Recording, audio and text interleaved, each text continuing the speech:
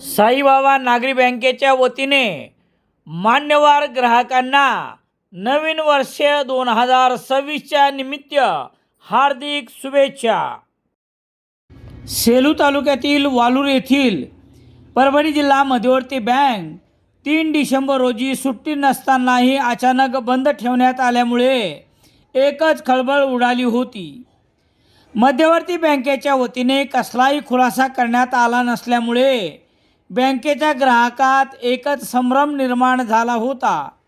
Social media आणि वर्तमानपत्रातून घटनेचा वृत्तांत आल्यामुळे आज गुरुवार 4 डिसेंबर रोजी बँकेचे संबंधित अधिकारी यांनी वालूर गाठले, परंतु बँकेच्या नियोजित वेळ सकाळी 10:30 नंतर ही बँक बंदच होती आणि दिवसभर येथील साहित्य अन्यत्र हलविण्यात आल्यामुळे दुसऱ्या दिवशी देखील बँकेचे कामकाज ठप्प होते।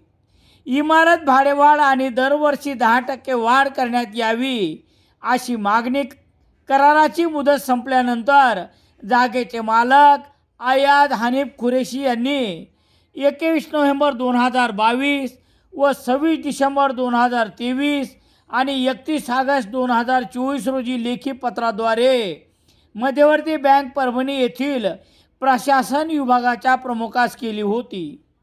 मूळ भाडे 7,000 ऐवजी नवीन भाडेवाढ 15,000 करण्यात येऊन दरवर्षी 10% वाढ करण्याच्या मागणीला बँकेच्या संबंधितांनी प्रतिसाद दिला नसल्यामुळे बँक उघडण्यास मनाई करण्यात आली होती। या प्रकरणी समन्वयाद्वारे तोडगा न काढता थेट बँकेने या इमारतीमधून साहित्य स्थलांतरित करण्याचे ठरविले आणि काही वेळातच अन्यत्र सामान हलविल्यामुळे वालूर मध्यवर्ती बँकेची शाखा दुसऱ्या दिवशी गुरुवार 4 डिसेंबर रोजीही बंदच होती। दरम्यान वालूर जवळून जाणाऱ्या जालना नांदेड समृद्धी महामार्ग तसेच इतरही दळणवळणाचे रस्ते चांगले असल्याने वालूरसह परिसरात शेत जाग्याबरोबरच इमारतीच्या भाड्यामध्ये मोठी वाढ झाली आहे। अशा वेळी मध्यवर्ती बँकेने भाडेवाढ न करता ग्राहकांच्या गैरसोयीचा विचार न करता थेट बँकेत अन्य ठिकाणी स्थलांतरित केली आहे।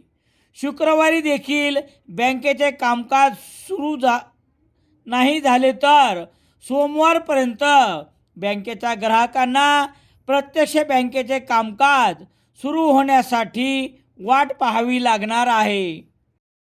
सेलू सज्जाचे तलाठी श्री मुकुंद आष्टीकर यांच्या सेवापूर्ती गौरव समारंभानिमित्त त्यांना सोनवणे परिवाराच्या वतीने हार्दिक शुभेच्छा।